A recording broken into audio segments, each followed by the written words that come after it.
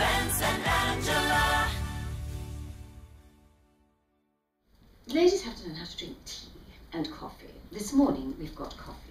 And I like to serve it in a cafetiere, but it can be in a pot. It just depends on your own preference. But it's very fresh with a cafetiere. Now, coffee is always nice served in good china. It just makes, and tea especially, it just does it actually taste better? It does actually, partly because of the heat transference, so it stays hotter. Do you take sugar?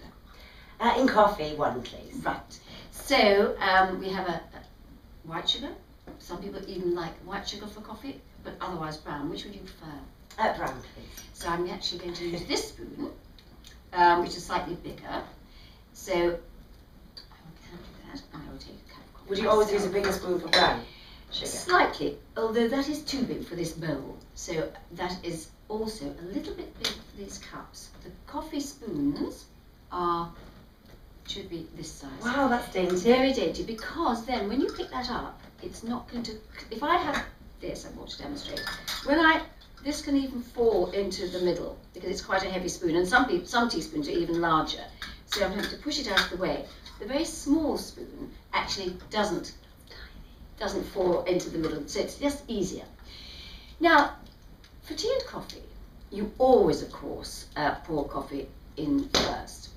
But for tea, it is correct to serve it in first. And again, it shows, quite interestingly, whether you're a milk person first or a tea person first. The reason that tea was always black when it first came to this country, and Madame de, anyway, in France, decided she would like milk with her tea. The reason people often in the north put their milk in first is because they were drinking from pot cups, and the hot tea would break the cups. So to put the tea or coffee in first showed that your china was so expensive that it would withstand the heat. Oh, really? I didn't know So that is quite interesting. So see, my nan would always drink out of, you know, a nice teacup and good saucer. for her. Yes. And she would always request that, but I would just be quite happy with a mug. Well, it depends. Exactly. I would, it depends on the situation you're in, but sometimes only a mug will do. But then I only like china mugs anyway. But that's fine. And a lot of times where a mug is much more appropriate. But when we are having formal tea, which is really coming back. Now, would you like milk? Yes, please. Milk can be served hot or cold. In fact, for coffee, it's often better hot, although these days lots of people prefer cold milk in their coffee. I'm going to have my black, so therefore I'm just going to put it down there, and I don't take sugar either. Now, you're holding that very nicely. What we never do, and you don't do because it's too hot anyway, is hold a cup like this. A cup has a handle, and that is how it's held, not with a pinky out. Not with a pinky out. Pinky tucked in, and the cup comes up to us. So you keep the saucer at waist level. That's it. And the cup comes up. No slurping, of course. And then we can put the cup down here. I might put a space for you. Or if I didn't have a table, I would then just keep the cup on my lap, and then I can drink it. Quite a lot of work just to drink a cup of tea, isn't it? It comes second nature. But that's why I also don't put teaspoons on cups and saucers automatically, because if you don't have sugar, and so many people don't have sugar today, then what's the point of having a teaspoon, which does get in the way? And if you are to have a teaspoon, should you have it so that the handle is near Yes, the handle that's on right. the opposite side? And that's exactly right, on that sort of coming down like that. Is absolutely correct. So again, you can then sip. And sipping, as I said, no slurping, at quite small sips, it looks very ladylike, and sitting up straight. Okay, am I sitting up straight enough? Yes, you are.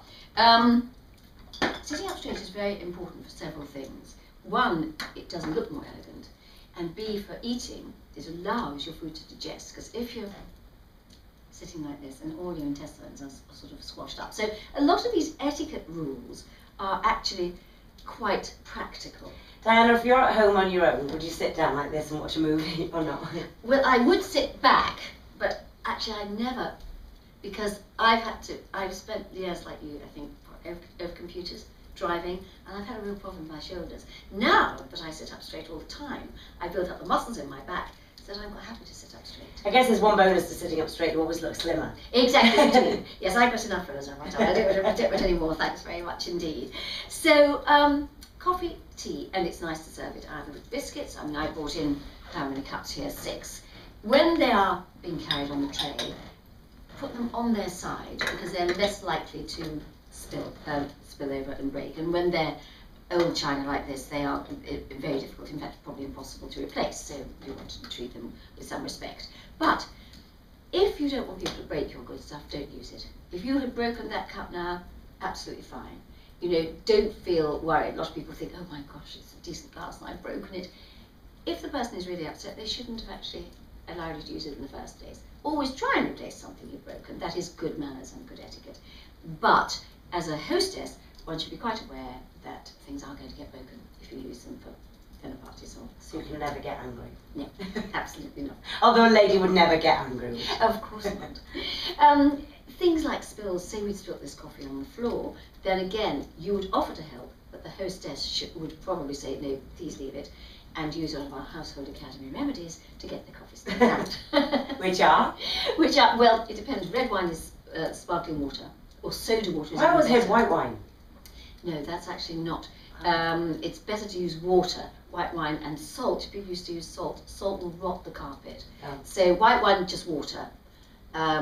If there's no soda water to hand, you do white, but soda water or sparkling water, which people usually have, those soda siphons are the best because it lifts the stain out. So, There you coffee go, stain. Doctor. Yes.